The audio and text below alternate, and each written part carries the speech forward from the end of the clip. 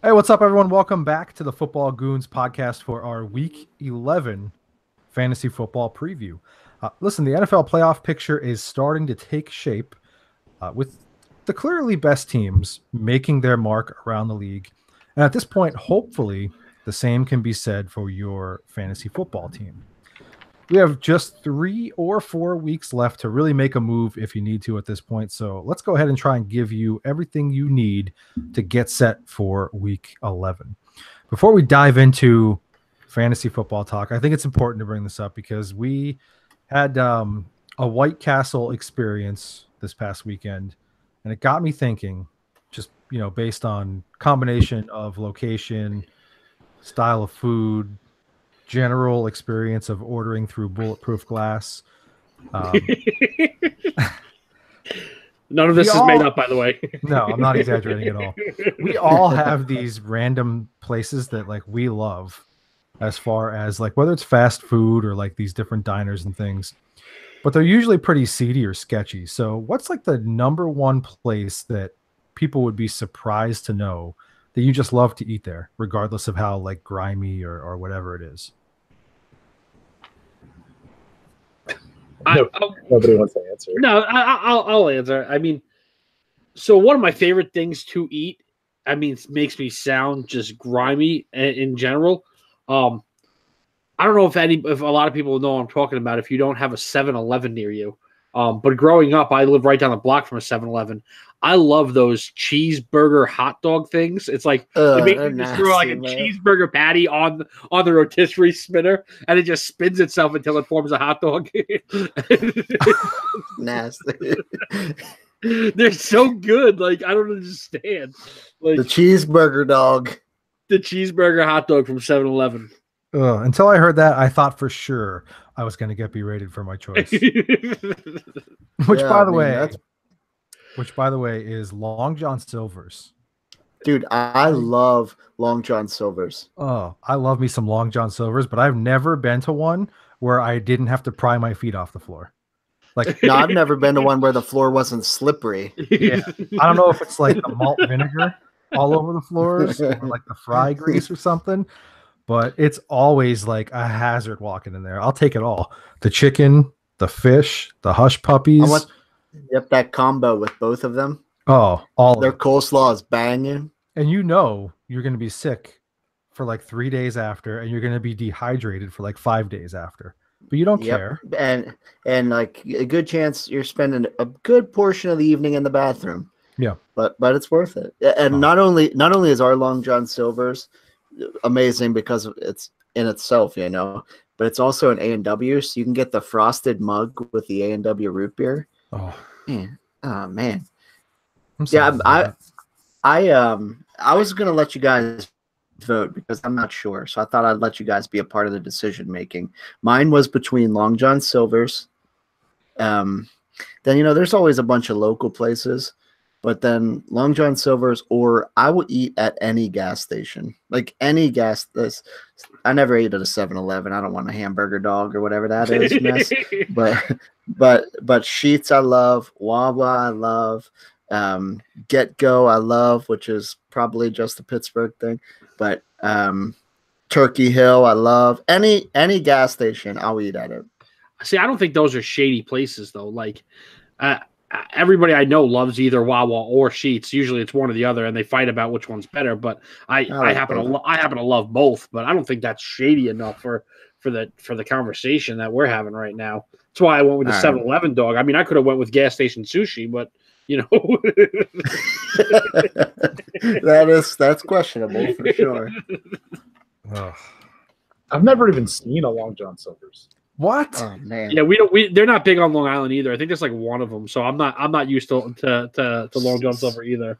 It's so good. I mean, I pass at least 3 that are closed down pretty much every day. I guess we know where we're going for next year's trip.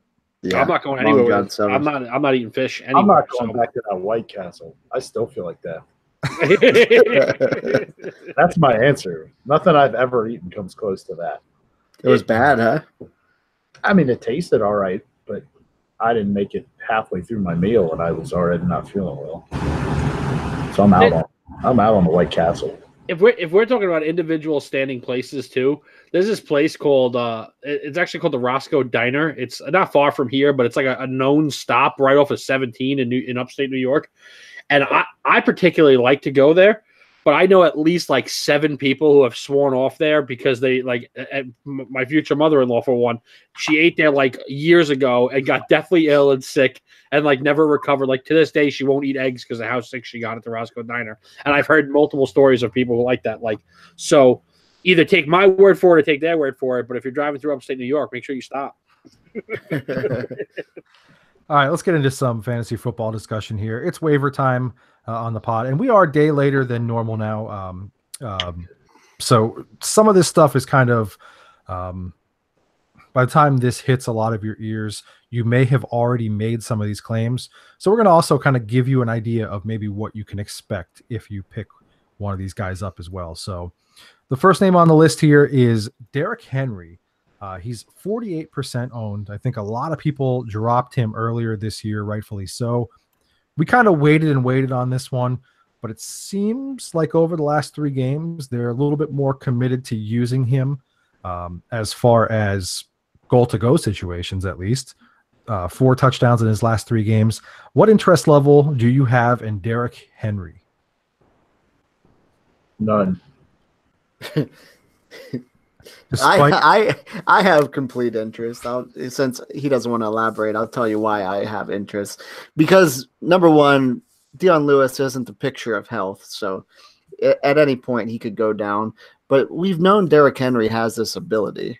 And we've seen him be really good. It hasn't clicked for some reason this season. A lot of it was usage, but now if they're going to use him, I think he's a viable option, especially down the stretch here where you're just looking for a guy that might fit in your roster at some point. I was going to say I'm intrigued by him. I'm pretty much in between you two, not to walk the fence, but I think I'm a sucker for the Titans, and I think that offense is finally starting to develop into something, develop some chemistry now. It's a first-year offensive coordinator. We're more than halfway through the season, and the last couple of games they've looked better and what we really expected them to than what we saw the first couple of weeks of the season.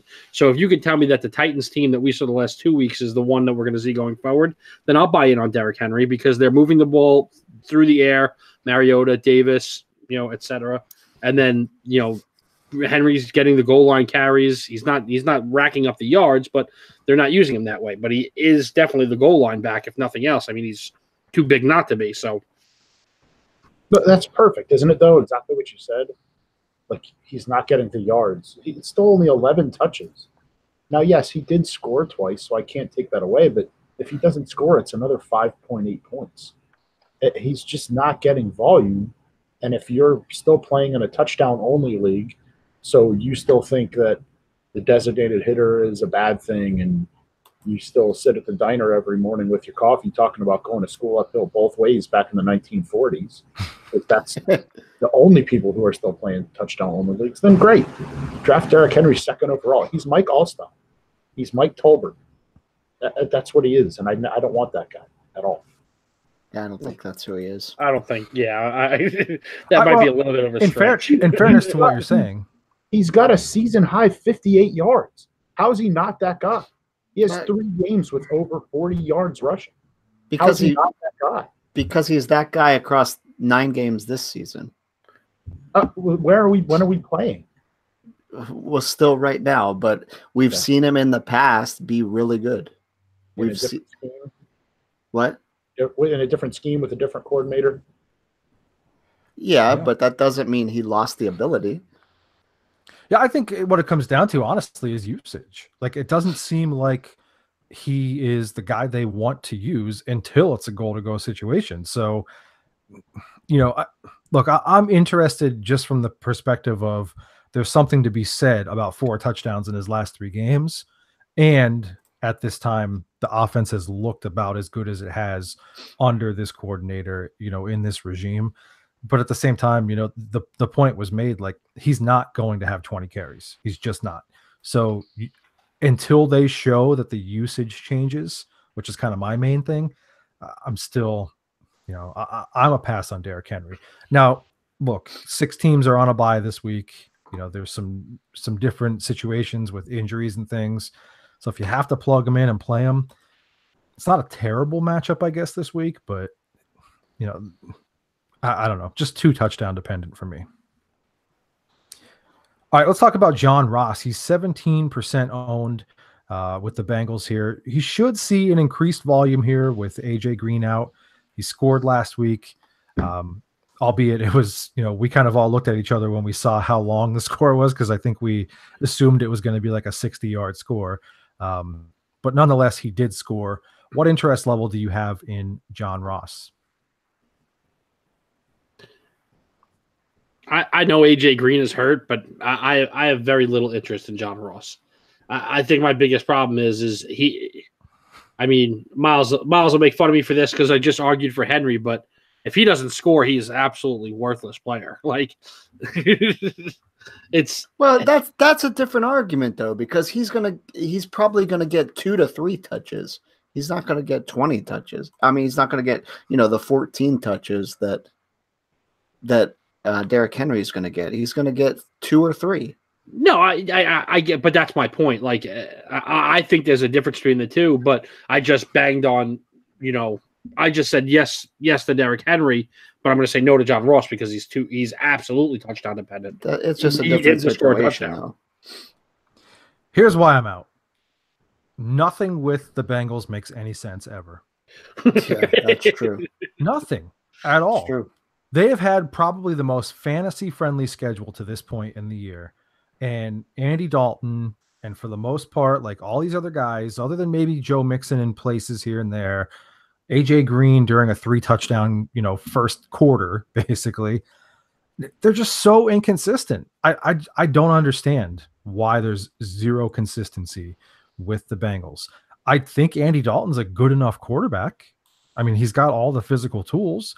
It seems like all the weapons are around them. They just don't get it done. I mean, it's 7 points last week in a super friendly matchup. It doesn't make sense to me. I'm trying to shy away from the Bengals just because they haven't been able to really produce effectively with the friendly schedule they had. Now you're going to get into some of the worst weather. You're going to get Baltimore. You're going to get another one with Pittsburgh. You still have 2 with Cleveland, who, we can talk about how inconsistent Cleveland has been, but that defense is better. The weather is going to be terrible. I'm out on John Ross. All right, another wide receiver here is Anthony Miller, 13% owned. Went for 120 yards and a touchdown this past week on 6 targets. He's becoming a little bit of a favorite target of Mitch Trubisky. How do we feel about Anthony Miller? I think the Bears are like the anti-Bengals, what you just talked about. Like, the Bengals should be explosive everywhere, and the Bears probably shouldn't, but are. Yeah. I mean, you look at Trubisky's kind of shredding, and, well, we all like Allen Robinson, and he certainly came in and made a difference. Anthony Miller's a rookie. Taylor Gabriel's a cast-off, and yet these guys are putting up the numbers. So, I personally, unless you're in trouble, I'm still not a real big fan of Miller. Definitely in a dynasty league, I'd grab on. Just rookie receivers in general for me, I'm not too excited, but he certainly did put up numbers. You could do worse as kind of a flyer if you're in bye week trouble or whatnot, but I'd kind of look elsewhere here personally. Yeah, it's too hit or miss. Yeah. I'd definitely take him over John Ross. I mean, he hasn't had less than 6 targets in the last 4 weeks, so he's getting volume. I expect the Bears to keep throwing the ball a lot, so he's going to get looks. So if he would happen to catch fire down the stretch here, he could be a good option. All right, speaking of options here, the tight end position feels like it's a highly streamed position. We're always looking for playable options there, which brings us to Jonnu Smith. I couldn't even find a stat on how owned he was, which is kind of rare because that kind of stuff is everywhere. But from what I could gather, it's less than 20%. The tight end options are slim for the most part this year as far as consistent production beyond, your top 3 guys. He's scored in 2 straight games now. That offense is kind of starting to get into a little bit more gear. Do you have any interest in Jonnu Smith especially considering some of the matchups that are coming down the pipe. I actually have more interest in Jonnu Smith than I do in Derrick Henry. If you're saying the Titans offense is what you kind of want to latch onto, because it has looked very good lately. And I think the biggest part of that is Marcus Mariota looks excellent. And he is, by pedigree, the best player on that offense. So it makes sense if one of them's going to turn it around, it's him. And he has been using Smith to a point. But more than that, I mean, listen, I can't speak for everybody. I know a lot of people are major injury history, major injury trouble, or maybe you finally found out today Le'Veon Bell is not going to come back. So you're definitely in running back trouble. But virtually everyone is taking a shot at tight end every week. So I'd follow this trend a little bit. Now, of course, if you have Kelsey, if you have Zach Ertz, if you're lucky enough to have those guys, or even Howard and Njoku, those kind of dudes, then no. But if you're rolling out there with Jack Doyle taking a shot every week, take a shot with Jonnu Smith too. So I guess more than anything, the last thing you said, pay attention to the matchups. Friendly tight end matchup could be a real good thing for Smith. There's like 5, I think, pretty much every week startable tight ends at this point. Like that you can go into your week knowing that, like, okay, this is the guy I'm going to start, and then after that, you're streaming, you're playing matchups, you're hoping. So with that being said, I'm always looking for tight ends because I'm like Miles said, I would stretch it to maybe like 5 or 6 guys. Well, unless you're in a 6-team league, that means that a good chunk of your guys, a good chunk of your league is going to be streaming tight end options and looking at matchups and such. So I found that stat for you, South. I'll give you guys a guess. Give me a guess what percent owned across ESPN and Yahoo Jonnu Smith is. 6. 8. 0.8% owned. That is why I couldn't find it. 0.8% owned. That's nuts. Look, I mean, obviously not a ton of name value with Jonnu Smith, but you kind of get the feeling like teams are going to start to realize, hey, look, like I almost said Trubisky, Mariota is throwing a lot to Corey Davis right now.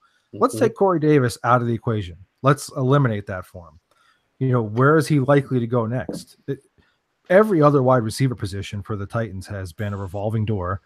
And you have a tight end now who has shown the last 2 weeks that he's got an ability in goal-to-go situations, especially to get open, create space for himself, and get into the end zone and score. So I don't know. I guess more than anything, I'm really intrigued by the fact that he's got some nice matchups coming up over the next couple of weeks. He's got the Colts this week, plays Houston. He's got the Jets coming up. At a time of the year where, as Rocco said, there's really only 5 guys who are a lock. If you're streaming, those are good matchups to stream, in my opinion. All right, the last name I want to talk about here is kind of on purpose. I put him down here. Rashad Penny, 18% owned. He finally had a great game this past weekend. Now he's likely the clear lead back with a short week coming up here against Green Bay. We don't know that Chris Carson is going to be ready to go here, so it feels like he's going to get another opportunity to be the guy there. Are we as a fantasy community as a whole overreacting on one game, or do we think Rashad Penny finally got the memo and is going to kind of run with things here?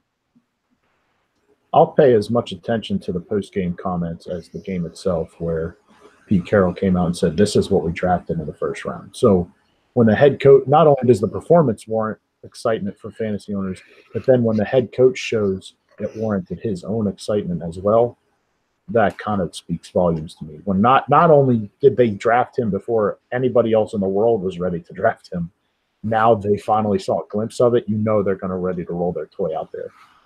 Now, it's a Seahawks running back, so take it at your own risk if it's going in the lineup, but he should be claimed.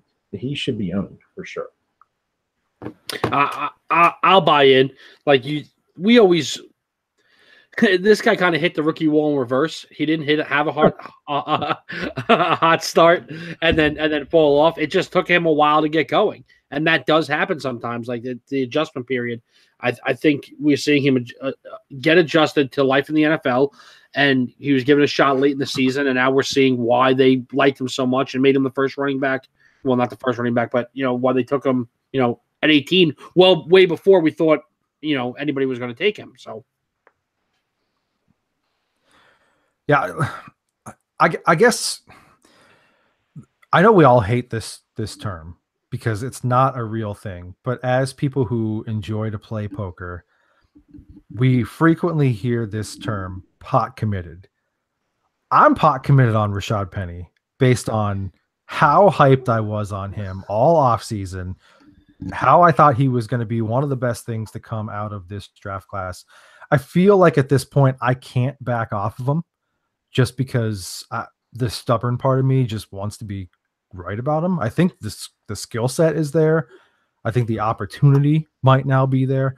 I'm just super, super hesitant to say that like he's definitely going to get the usage needed to be the guy moving forward. It just feels like a situation where this team is going to continue to go with the guy who's running the ball the most effectively week by week, which is fine for what they're doing right now. I mean, they're not like a super serious contender by any means.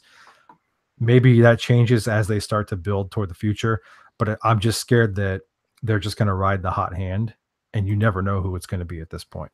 Well, doesn't it at least strike you as somewhat odd that the hot hand is the guys that stays healthy? Like we've been going back and forth, like not that Chris Carson has been like injury prone all year, but he's been injured the last 2 weeks. And even before that, it's like, oh, well, you're riding Mike Davis, you're riding Chris Carson. Injured to start the season. Injured to start the season. You know what I mean? So like that's gotta play into it somewhat. Well, yes, you're riding the hot hand, but you're also riding the hand that's in practice every day and riding the hand that is showing up on game day because he's not banged up. Yeah, I get what you're saying, but are you going to be surprised at all if the game ends on Thursday night and Mike Davis has 21 carries? I won't be surprised, but I also won't be surprised if it's Penny. So, I mean, yeah, I guess for me, it's just so hard to tell like who it's going to be. And I agree. I think that you have to own him just because, like Miles said, the comments are there. Obviously the talent evaluators decided that this was the guy they wanted where they took him. So, that has to mean something. It does. It's just the skeptical part of me is just finding it so hard to decide which guy is going to be the guy. Yeah, I think this week is a good week though for both of them. And the reason I say that is because you're going to want to run the ball as much as you can on a short week and keeping Aaron Rodgers off the field. Like you don't want to get into a shootout, on a short week with Aaron Rodgers. Like that just spells disaster for you. Sure. All right, let's take a second here and talk about our friends at Gorb. That's GHORBH. Stands for Get Hungry or Be Hungry. And I don't know about you guys, but we had kind of a fun experience this past weekend where, without really realizing it, we backed into like kind of an exclusive place. Yep. And it made me feel like a lot more important and a lot more well off than I really am. I mean, I was clearly like the most homeless looking and poorest person. Second most homeless. I was there with you. That's true. You were wearing Zubaz pants. So, but the point is it kind of makes me think about when you see people that are well off, they're well dressed, they're in positions of, they've just done better for themselves. They've achieved well. It makes you kind of want to do that yourself. And that's what Get Hungry or Be Hungry is all about. It reminds you that in life, you really only have those two choices. You can get hungry or you can be hungry. And getting hungry is all about finding out what you're passionate about and going for it 100%. And then obviously, once you hit it big, so to speak, better things are going to keep coming to you. And in my mind, if I could hang out in, basically the executive lounge a lot more often, then sign me up for that. Check them out at gorb.com, GHORBH.com. You can get all kinds of great stuff, t-shirts, sweatshirts, hats, accessories that give you that constant reminder that in life, you've only got two choices. You can get hungry or be hungry. Gorb.com, GHORBH.com. All right, let's talk about some streaming options coming into week 11 here. This is always kind of interesting to do just because there are 6 teams on a bye this week with the Bills, the Browns, the Dolphins, the Pats, the Jets, and the 49ers. Basically, the entire AFC East is on a bye. and then the Browns and the 49ers. So over the last couple years, it's basically the Pats and a bunch of like riffraff on a bye here. So at the quarterback position, you've got Brady and Mayfield are really your only missing starters, or maybe Mayfield as like a streaming option. Who would you prefer to spot start this week? This is an interesting one out of the gate because I initially had Joe Flacco, but I'm going to throw this out here. You can use this in your answer too. Flacco or Lamar Jackson if he has to start this week against the Bengals. Mariota at the Colts or Trubisky versus the Vikings. I'm all over Lamar Jackson this week. I mean, it might sound ridiculous. I might be that guy that's kind of saying something he shouldn't be saying. One thing that fantasy has taught me over the years is you want to be a part of running rookie quarterbacks always. Yep. And there has not been a running rookie quarterback like Lamar Jackson probably since Vince Young. So this is a guy, I mean, who's surprised if he runs for 80 yards and a touchdown? So there's 14 fantasy points without his passing, which I don't expect a ton from. I'm not sitting here telling you pick this guy up. He's 320 and 3 through the air. But if he adds 150, a touchdown, and a pick, he's got a 20-point fantasy performance. And on top of that, the Bengals are terrible on defense, absolutely terrible. So I'm not expecting those numbers against somebody tough. Is what I'm trying to say. So if I can jump in here with a piece of going against Baltimore, and then on top of that, I think you have probably, if you just go half touchdown, you have like an 11-point rushing baseline. I love that. Yeah, I've got to say, for me, I agree with you on Lamar Jackson, just because I think he opens up a lot of different opportunities for you. I wouldn't be surprised at all if he ran for 100 yards if he ends up starting this week. Not even a little bit surprised. And I think he would add a touchdown as well, just because the threat basically that he presents to you. I do think he's a better passer than we know at this point, or that we've seen at this point, just because he's had all season to kind of develop that a little bit more. I know it wasn't like the best part about his game at Louisville, but he still was never really a bad passer. He threw a nice ball. He was responsible with the ball. So there's a lot of appeal there with Lamar Jackson, just because where else are you going to add that additional rushing threat on top of being a passer? I initially was going with Mariota, but now as the feeling is kind of leaning more towards Flacco might miss, I'm going with Lamar Jackson. I said Mariota versus the Colts because, we didn't really talk about Jackson as an option, pre-pod. But I would probably swing with and go with Jackson too, just because, like Miles said, like he's probably only a 10-point per game passer, like very low, but you're going to get probably 14 points in his rushing attack. Not to mention the fact that besides the fact that the Bengals are bad, we don't have a guarantee that Lamar Jackson is the guy yet. So the Bengals have to kind of prepare for both, or might not even have not that teams don't prepare for Jackson anyway, but like it's a lot different preparing for him for 1 or 2 or 5 plays in a scheme versus, okay, now he's in the game on every play. So, not really knowing whether or not he's going to play, the longer that drags out, the better it is for him and the Ravens and fantasy owners, realistically. I went Trubisky, and the other guys actually weren't even a thought for me. And Trubisky has been really good all season. I mean, he's had 2 games. He had the game against Buffalo where they didn't really have him pass, and then he had another reasonably bad game. But he's been good all season. I mean, he's number 7 quarterback on the season, has all the weapons, and it looks like they're clicking now. And the Vikings have been susceptible. They're a pretty tough defense, but they've been susceptible to the pass. And I think he's going to throw the ball a lot. I almost agree with you. Doesn't it scare you, though, that it seems like the Vikings defense is finally starting to play like we expected over the last couple of weeks? I mean, this past week was against Stafford, and that team is just a nightmare right now. Breeze was as bad as he's been all. He was worse than he's been all season. Wentz had a pretty good game against it. I mean, he threw for 311 and 2. So I mean, the last 2 weeks they've been pretty good, but other than that, I mean, they've been they've been had quite a few times. All right, let's talk about the running backs here. A number of guys like LaShawn McCoy, Nick Chubb, Kenyon Drake, Sony Michel, Matt Breida will all be down this week on bye. So who would you rather start? Rashad Penny versus the Packers, Aaron Jones at the Seahawks, or Derrick Henry at the Colts? I went with Jones versus Seahawks. Me too. I saw a lot last week.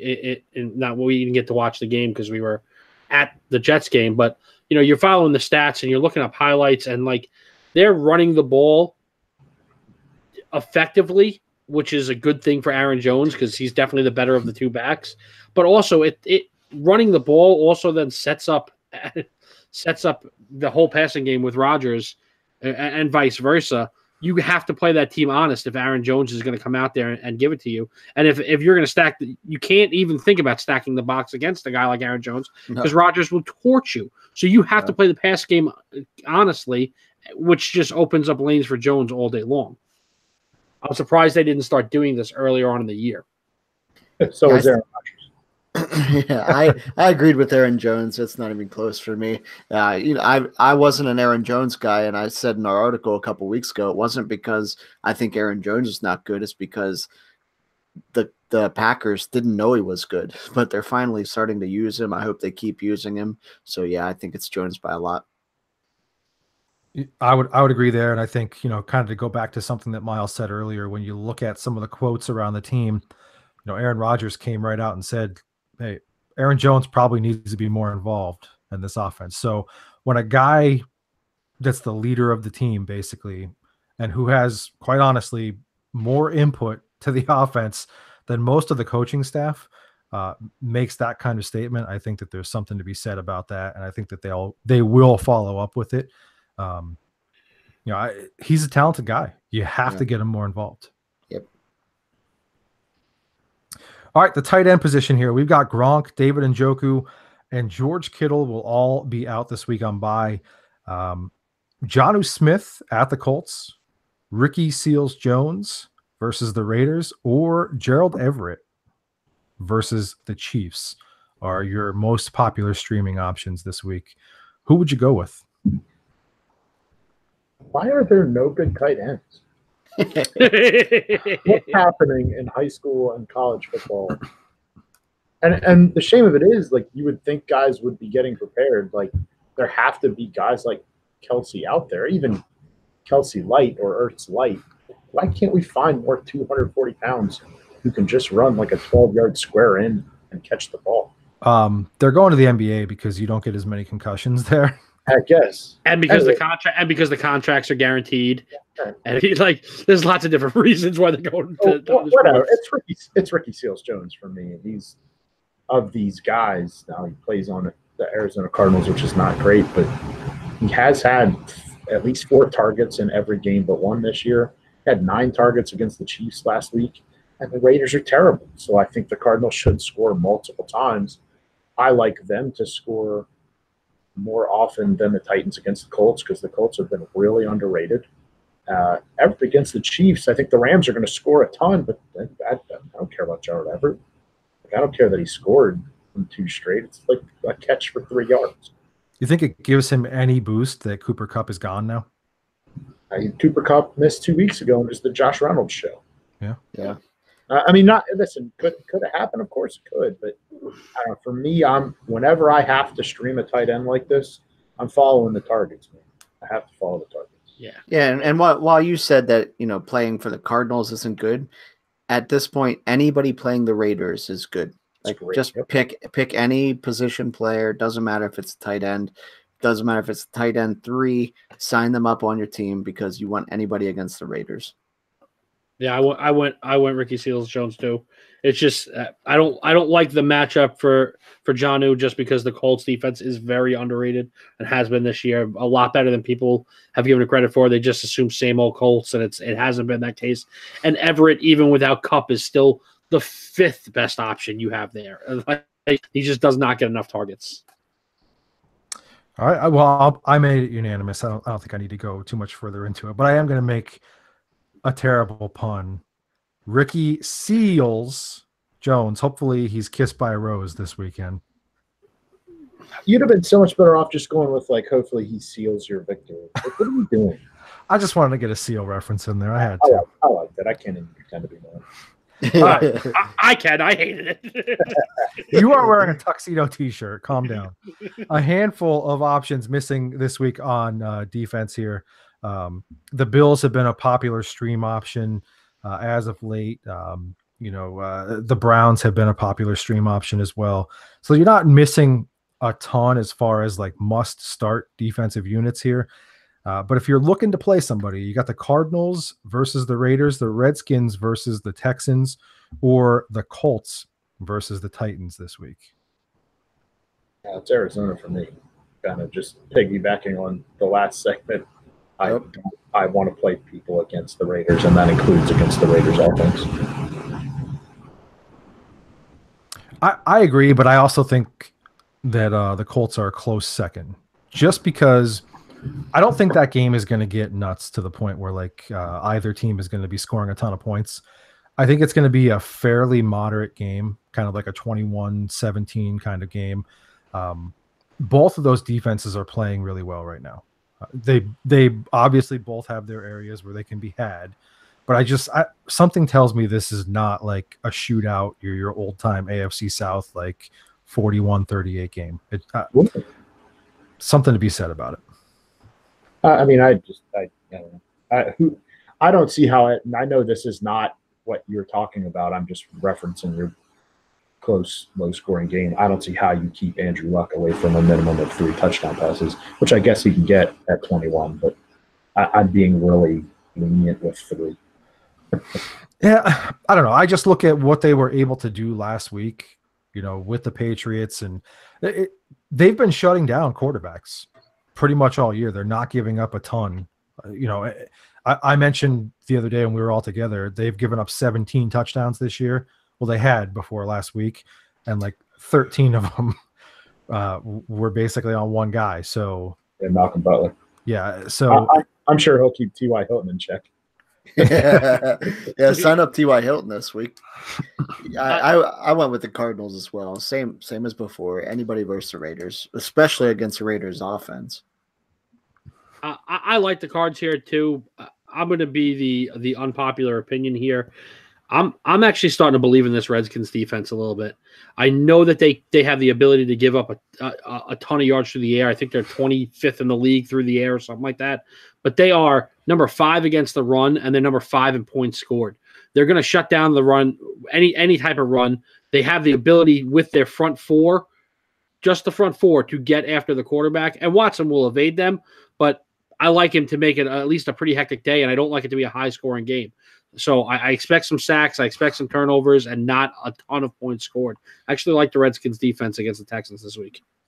Yeah, and look, I mean, you're saying that's kind of unpopular. I thought about it just because the Redskins are turning teams over a lot. Yep. And if you look at quarterbacks who have been hit and sacked the most around the league, Watson's right at the top.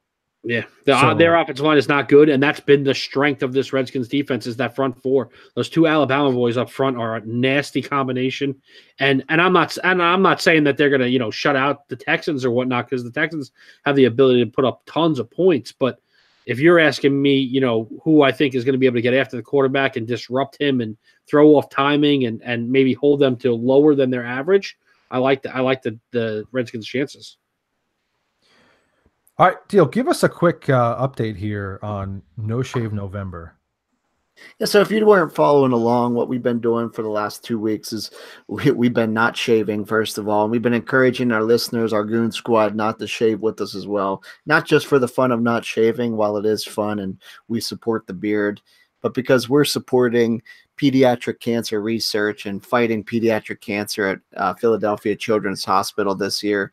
And everything we raise, we have a link in our Facebook, our Twitter, our website. We have a link to our fundraiser there to the Children's Hospital for their pediatric cancer unit. everything we raise through there goes directly to them. We would love you to be a part of it. Even if you're not shaving, you just want to be a part of giving towards them. Like we talked about before, it's all tax deductible. Nothing goes to us. We don't even touch it. It goes directly to them. We would love you to be a part of it. If you're not shaving, we'd love to see some pictures on our Facebook. Tag us in your Twitter posts or wherever you post pictures, tag us. We can see what you have going on and we can be in this together. But we love the support so far and we want to get this thing going even better. It is my wedding month and I'm not shaving, so I expect all of you to not be shaving as well. I'm pretty sure I'm getting in more trouble with my wife for not shaving for your wedding than you. Me too. Me too. My wife gave me a hard time too. I tried on my suit yesterday. I got a new suit for this wedding, and my wife said the suit looks great. It doesn't go with the beard. I said it must be a problem with the suit then, because the beard is perfect. Wait, is this like a wear a suit thing? Well, Deal's officiating the wedding, so I expect him to be in a suit. If you guys don't want to wear a suit and just wear like a nice collared shirt, I'm okay with it. How about is a hood considered a collar? If you wear anything Michigan to my wedding, I will fight you to the death. I'm gonna wear my Michigan Tom Brady jersey. Oh my God! You won't be the first person I've kicked out of a wedding. Hey, Deal, congratulations! You're gonna get your wish. We're gonna fight, and you're gonna get the at your wedding. At your wedding, I love it. All right, let's talk about some major storylines around fantasy right now as we kind of land this plane this week here. David Johnson finally produced at a running back 1 level this past Sunday. Given his increased usage and the remaining schedule, is he locked in as a solid RB1 play the rest of the way, or is there still some skepticism? I traded him to Rob Gillen, so that means he's going to outperform every week on Rob's team. That's going to happen. It's going to happen. Well, for those of you who don't know who Rob is, I'll just say at the last 2 games, they also have a new offensive coordinator who is teaching the world, because apparently we all needed to learn. Good things happen when you give the ball to your best player. So, yes, he's definitely an RB1 because Byron Leftwich is allowing him to be an RB1. He wasn't doing anything wrong before. The scheme was dreadful for his talent set. They weren't letting him have the ball. They didn't all of a sudden have a better line. They're giving him the ball and better opportunities. He's not just between the tackles with 17 of his 18 touches or whatever ridiculous number it was the 1 week. He's out in space. He's getting targeted. He's scoring touchdowns. The Cardinals are better. He's better. Yeah, I think it's time to kind of let the skepticism rest here. It's still the same talented guy, all right? And as you just touched on there, now they've just come to the point where they've actually fired someone for just refusing to use David Johnson how he should be used. Byron Leftwich has kind of stepped in and said, all right, listen, like the obvious way to get this offense rolling is to utilize our best player at his strengths, and it's working. So I don't see where they're going to stop doing that. He's got a pretty friendly schedule down the stretch here. Starts this week, obviously, with the Raiders. So to me, he's a running back 1 play. You could lock him in there the rest of the way. Yeah, absolutely. All right, it's been really hard to peg Mitch Trubisky as an NFL talent so far. We could talk about fantasy numbers or whatever because he scores a ton of fantasy points. The performances don't always look the greatest as far as what you would look for just from an NFL quarterback. Should he be starting weekly at this point, or is that an exaggeration? I'm still watching the matchups. I mean, if you're in a 1 quarterback league, and even if you're in a 12-team league, I feel like he's right on the cusp of that 10 to 12 range, 10 to 14 range, we'll say, where like on a given week, there are still many, many guys that I would start over him on a weekly basis, guaranteed. And then if your starter is in the bottom of that group, that 10 to 12 range, then I'm watching each week to see if I have better options with Trubisky. I don't think he's a guarantee yet. The only reason I'll agree to a point and I'll disagree to a point. I think he's a weekly starter in terms of like you shouldn't be terrified if you're starting him every week. Oh no. The reason I'll say, and maybe even terrified, I don't even think you should feel like you're at a disadvantage against most quarterbacks. The only reason I'll say he's not a weekly start is chances are if you own him, you also have another good quarterback. Unless, of course, you're just someone that keeps one or whatever. But you didn't draft him as your quarterback. You picked him up late, and you probably have him with Deshaun Watson or with Carson Wentz, and you can play matchups at that point. So while I'll agree with you, I'm watching the matchups. It's not because I'm scared of him if he's going against someone tough, because he's shredding virtually everyone at this point. Like even this past week, they took a glorious rushing matchup against the Detroit Lions, and it was a Mitchell Trubisky day. So I just think Matt Nagy wants to throw the ball. He's from Andy Reid's coaching tree, so he wants to throw the ball, and they're good enough and have good enough weapons to throw the ball a lot. So yeah, he's a weekly talent unless you just have another guy that you can rotate him. The crazy thing is that he's quarterback 7 right now, in not in a standard format. Obviously, this is probably more. I'm looking at your traditional 6 points for not traditional, I guess 6 points for a passing touchdown here, but he's only 7 points behind the guy who last week we all pretty much agreed is the league MVP at this point in Drew Brees. And Drew Brees is having a great season. He's 5 points behind Ben Roethlisberger. He's 2 behind Cam Newton. He's got double-digit point lead on Luck, Rodgers, Rivers. I get that you can't assume that that's going to continue because this is when a lot of these elite guys really start to play at their best. But there's something to be said about the fact that from a fantasy perspective, he just piles up a ton of points. And I know that there's been 1 or 2 games where he just put up an absurd amount that kind of, maybe manipulates that a little bit. But we just talked earlier about guys who will take off and run with the ball. He's got almost as many rushing yards as Cam Newton at this point.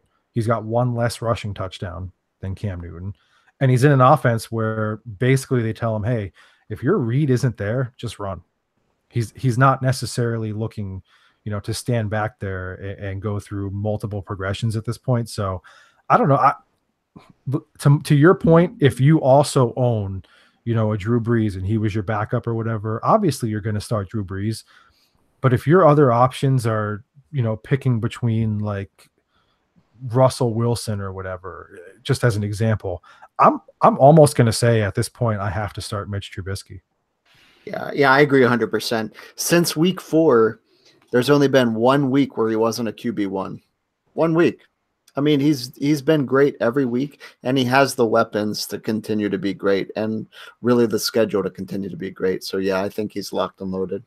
Yeah, and a lot of that also why he's finishing so well is, especially in those standard leagues, you do get that natural floor from the 35 yards rushing he's going to have. Like you like a guy who's going to pull it down. And all right, I'm probably not going to ever have a 7-point fantasy performance out of Mitch Trubisky. Yeah. That's like the worst passing performance of all time. Because he got 3.5 to 4 from his rushing.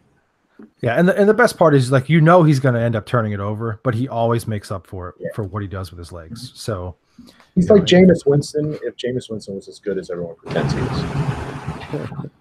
I don't think he's much like Jameis Winston. Well, I just mean as far as the turnovers and then making up for it with. Gotcha. Okay, with athleticism. Gotcha. Yeah. I was going to say, are you going to say he's like Jameis Winston because he runs like a banana slug? I don't think I've ever said anything like that. I did just a couple weeks ago, except I wasn't comparing Mitch Trubisky. I just wanted to get the banana slug reference back in. Yeah. It's made 2 podcasts. That is climbing the charts on a phrase we use. Hashtag banana slugs. All right. Is there anything harder to decide right now than which Colts tight end will be the one to start each week? Everything is harder. Everything is harder than that. That's all. If you have a Colts tight end, start him. I don't know. It just feels kind of like one of life's greatest mysteries to me. Like we know last week, Eric Ebron had 3 touchdowns. He ran for 1, but then he gets a matchup like 2 or 3 weeks ago against the Raiders where he only played like 14 snaps fully healthy. Like there's no rhyme or reason to it. And I just feel like it boils down to the tight end landscape again. We're going to talk about this again because I can't drive it home enough. I'm going to take that shot on Eric Ebron over the CJ Uzoma. Like, you're going to start one of these guys on a flyer, and you're just going to pray Uzoma does something. He literally laid a goose egg in a juicy matchup a couple weeks ago when Deal and I started him in our pro league. Sure. Literally nothing. Scored as many points as my daughter. And then Ebron comes out, and he's playing 35% of snaps, and he scores 3 touchdowns. It's not like he had a huge snap count this week.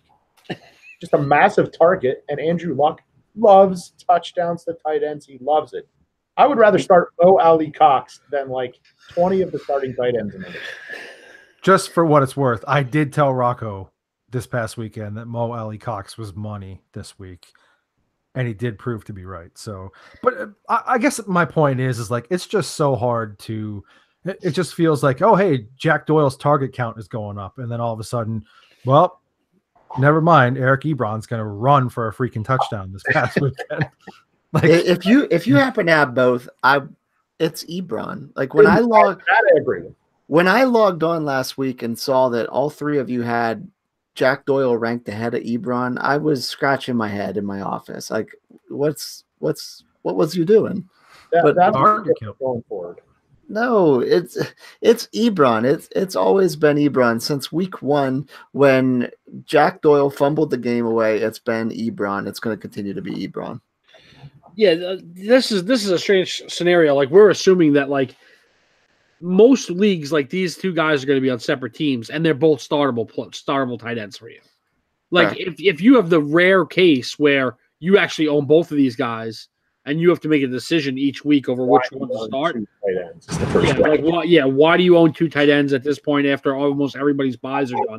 Like, and if one of your tight ends you own is Eric Ebron, then you should drop Jack Doyle for somebody else who might, make an impact on your team each week. Because I still have George Kittle. I agree with Deal. It's definitely Ebron over Doyle for me. Yeah, I don't know, dude. I'm just annoyed. Some people draft 3 tight ends in the first 4 picks. So, if you can start them in the flex, I get it. Given the inconsistencies of their offenses so far to this point in the season, and to a degree their usage as well, who do you trust more the rest of the season between Nick Chubb and Aaron Jones? This is a tough one. I don't want to speak out of turn because I know you do an excellent job with the agenda every week, and it's not an easy job, especially getting late in the season and waiver wire is not that strong. Why do I have to choose? These are so tasty. I want them both. Put your hands together. Yeah, give me all the Chubb and all the Jones. I need it all. You cannot have it both. Then I want Aaron Jones. Oh, I want Aaron Jones. I want Aaron Jones. I'm interested in the why on this because I agree, but I have a very specific reason. I think ultimately Aaron Jones, this kills me to say as a Georgia fan, he's the more explosive player on the better offense. That part doesn't hurt to say, but he's the more explosive player on the better offense. For me, Chubb is going to share some time, not a lot, but Duke is going to get his touches. I guess it all boils down to me for watching him play is a heck of a lot of fun because he's so explosive. But on top of that, Aaron Rodgers loves the guy. He wants him to get the ball. I want the guy Aaron Rodgers wants to get the ball. That said, I don't think Nick Chubb's the wrong answer to this question. No. I had a really hard time with this one too. I think Chubb – see, it's funny because I think the Packers' offense is better, which is why I went with Jones. But on top of being better, it means that at times they're going to throw the ball because they can. And I think that you're going to see more touches from Chubb than Jones will get for the rest of the year. And we always talk about volume being king, but is it good volume versus bad volume? Or is it, at this point, is it equal volume because of the scheme? Ultimately, what I really decided on is I think Aaron Jones has the chance to score more touchdowns than Nick Chubb because the offense as a whole is better and will matriculate down the field at a more consistent pace. Yeah, I think it's Aaron Jones just because of the efficiency of that offense as a whole. That said, I don't hate Cleveland's offense as it's currently constructed. The one tipping point for me, and this is where, like, if you have to pick the greater of like two greats, so to speak, instead of the lesser of two evils, it's just that it feels like Nick Chubb needs to have that big splash play to really pile up the yards, because he's had a lot of like 4.1 yards per carry games or 3.9 yards per carry games. He's had, his 3 carries for 105 and 2 touchdown game. He had his 92-yard, touchdown this past weekend. But the yards per touch I don't think that he's going to be in the same kind of area as where Aaron Jones is going to be. I think Jones is going to make more out of each touch. And to me, it's actually a coin flip as to who's going to score more. But if you're going to go that route and say who's going to have the more consistent yards per touch, I think it's Aaron Jones. Yeah, I picked Aaron Jones too. I'll go meat with you. You like to talk about meat. Yeah. You want a 6-ounce filet or an 8-ounce sirloin? I'm going with the 6-ounce filet because of the quality of the meat. So both great. Steak is awesome. A little bit more steak with the sirloin, a little bit more touches with Nick Chubb. I want that quality of the meat a little bit more. Good meat reference, or did I waste like 35 seconds there? No, I liked it. I appreciate it. I like all meat references. So I figured I was talking to the right crowd. I appreciate where you went. I really do. All right, so just general NFL here. Beyond the Saints and Rams in the NFC, and really, at this point, the Chiefs in the AFC, does any team other than those three have a legit shot this season to win it all? yeah, a lot. I was actually surprised by the way you worded this question. I first of all, I'm not giving up on the Pats. You can't give up on the Pats. You can never give up on the Pats because if you got one game, if you're gonna vote against Tom Brady, that's kind of silly of you. I mean, the Pats is Nick Foles on the other side, or valid point. But I mean, the Chiefs have a loss this year, and it's to Tom Brady. So there's that for you in the AFC. I think the Chargers are a scary good team that nobody's talking about right now. I mean, Miles is talking about him because he did predict him to win the Super Bowl this year preseason. I'll give Miles a shout out on that. They're sitting here pretty, with only 2 losses. The Steelers just laid up 52 on Carolina, who we all thought was a very good team. So they're hitting their stride right now. I think, and honestly, I'm not giving up on the Vikings yet. I think the Vikings are still right in there if that defense gets hot and the offense stays as productive as it has been. So, you gave us the 3 teams with 1 loss, and I understand why. But I think there's a lot of teams that could definitely compete with those teams come playoff time. I disagree. I don't think anybody in the NFC is touching either one of those 2 teams. Like, to me, you might as well, barring something catastrophic, you might as well book that as your NFC Championship game right now. Like, it just feels like they're clicking on all cylinders and only getting better. And I realize, like, the Rams defense hasn't been great, but they've been good enough when they need to, and especially for the fact that your team can put up basically as many points as they want to. Yeah, that covers up a multitude of sins. And then it feels more and more like whoever is going to try and beat the Chiefs is going to have to do it in Arrowhead, which is decidedly different than doing it in Foxborough, which I get your point. Like, it's still Tom Brady. He's still fully capable of it. But I just don't see anybody going into Arrowhead and being able to put up the points it's going to take as of right now to knock the Chiefs off. I just don't. I do. Who? You can write this down, Deal, since you're the keeper of the write it downs. I'm going to write this down, sir. Super Bowl 53 will be won by a member of the 2004 draft class at quarterback.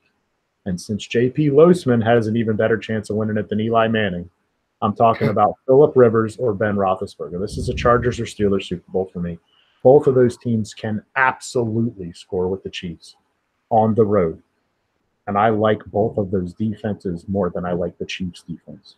It's Steelers or it's Chargers for me. I'm nervous about Ben doing it on the road, man. He's kind of destroyed that narrative this year. Not struggled on the road this year at all. He's been better. Things can change, but you're right. The narrative is well earned, but he is kind of shaking it off this year. I picked both of those teams, the Chargers. I also picked the Chargers to be in the Super Bowl this year, to lose the Super Bowl though, and the Steelers. I just talked with a couple people today about that. That like right now their offense has always been what we thought it was going to be. Now their defense has kind of turned a corner and starting to play well. And I picked the Vikings. I still think the Vikings are a tough team and are going to come out on top of that division and make some noise in the playoffs. I'm interested, and I'm not just saying this because of the fans on the podcast.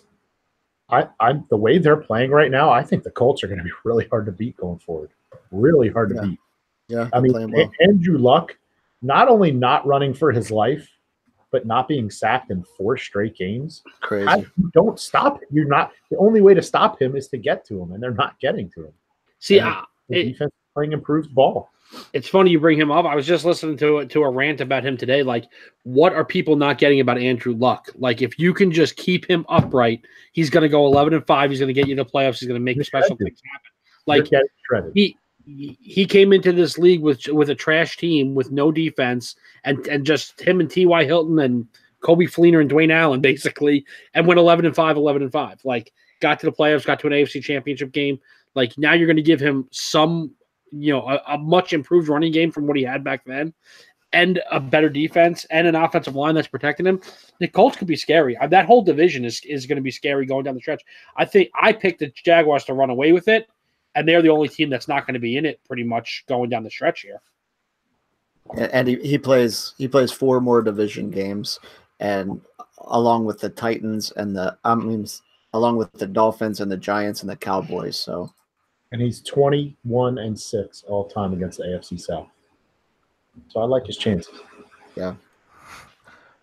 Yeah. I mean, who knows? None of us know anything. I'm not picking them as a Super Bowl team. I just kind of brought it up as I'm interested to see how the rest of the season goes with them. You're not going to be surprised if they do it. Well, I'm just saying it like Debbie Downer, just because like I'm sitting here thinking like I think maybe a week or two ago we would have said like, hey, the Falcons are dangerous right now, and then they went and got stomped out by the Browns. So I don't know. Who knows anything anymore? Things change quick, man. I'm just, you asked the question tonight, so I'm answering it Colts tonight. Yeah. No, I'm just feeling Debbie Downer about it just because my team is definitely not in the conversation anymore. So hi guys. It is Survivor time, and I went down last week to the aforementioned Falcons. Yeah, listen, you're going to get all hyped because I'm finally out, but I lasted 10 times longer than you. Hey, you know where you're going to be sitting at the end of the season? Out with me. Doesn't matter. You are I don't care right. how long you lasted. You didn't win. So I matched my career-long Week 10. Miles, now, I think you mentioned that you are at your all-time best here. Oh, I believe Week 6 is I've been knocked out Week 7 before. All right, so I'm way past. And the kind of good thing is that like you're actually entered in to a lot of Survivor pools, whereas like I was doing this weekly and never officially entered anything because I'm a knucklehead. But you are in like the top 27 percentile or something. Not even percentile on ESPN's. I'm actually in 27th place in the world. Wow. Because they use point differential as tiebreaker, so picking not only a winner but a blowout is helpful. And then FanDuel doesn't do a tiebreaker. They just have whoever survives all season is going to share $250,000, and there are only 4,100 of us left out of like 320,000 entries. So I feel pretty good about that. So here's the story. Like we're all obviously rooting for Miles to do this because we want him to win. So it's not like hey, we're salty because we're out kind of thing.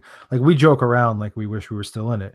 Just to recap here, he's used the Rams, Ravens, Chiefs, Patriots, Bengals, Texans, Colts, Bears, Vikings, and Packers to this point. So who is your Survivor pick for this week? I said last week that I felt really good about that one. I feel even better about this week's.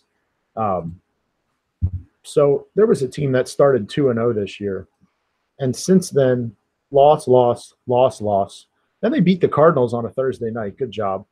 But we're back to loss. So Denver is struggling mightily. On the flip side, the LA Chargers started the season 1-2. Since then, win, win, win, win, win, win. They're sitting at 7-2. Since they came back from their bye, 2 road games against the Seahawks and the Raiders, which I'm going to count it because I'm speaking right now and you will listen to every word I have to say. Those games since the bye, again, both on the road, 2-0, a combined 45-23. They're just smoking teams right now. So I love it. They're finally back home in whatever the home crowd can give them there in their little soccer stadium in LA. It's probably not a lot. That said, I don't think the Denver fans are really going to travel halfway across the country for this one. 4 o'clock, Denver at Los Angeles Chargers. I don't think Denver stands a chance in this one. I just said I think the Chargers are actually, I would take them to go to the Super Bowl, gun to my head to help Rocco out here.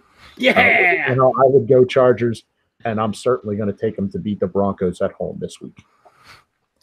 All right, so there you go. It's locked in as far as right now goes. Obviously, if something crazy happens, we've kind of never mentioned this before, but for the sake of, the fact that you're actually still alive for legit winnings, I think that, nobody would frown upon it if you changed it at some point later in the week. But I just thought I'd kind of throw that out there. If Melvin Gordon doesn't like get in a serious accident, because he might run for 200 yards against the Broncos. So he's kind of what I'm basing this whole thing around. All right. Well, listen, that's going to be it for this week's edition of the show. Good luck to everybody here in week 11. Hopefully you get yourselves locked into or in better playoff positioning heading forward here. Be sure to keep up with us all week long. Facebook.com/footballgoons, @footballgoons on the Twitter, and right here on our YouTube channel. You could subscribe, comment, leave us messages, tell us how nice we look with the beards. Whatever you want to do, we'll get back to you and respond to you in those comments. So check out footballgoons.com as well. All week long, we're going to have great stuff dropping. Obviously, the podcast will be available basically within the hour after we're done here. Tomorrow, we'll have our Goons, Ghosts, and daily fantasy value picks for week 11 posted on the site. And then Thursday, our updated week 11 fantasy rankings will hit the site as well. So footballgoons.com, keep it locked there all week long to get your fix for this week. We'll catch you guys next time.